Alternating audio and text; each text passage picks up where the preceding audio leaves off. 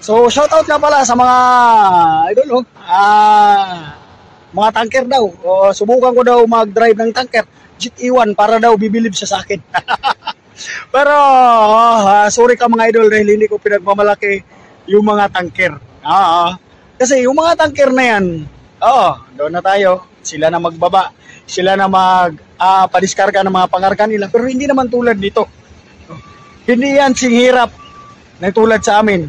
Kasi pagbaba ng pangarga nyo mga idol, hindi nyo na kailangan magsauli ng container. Kami mas mahirap pa. Sauli, baba, pila sa pier. Kayo, pipila lang kayo pag nagpakarga, di ba? Pero, kahit mababa yung sahod mga idol, pinagmamalaki ko lang yung Jet E1 na yan.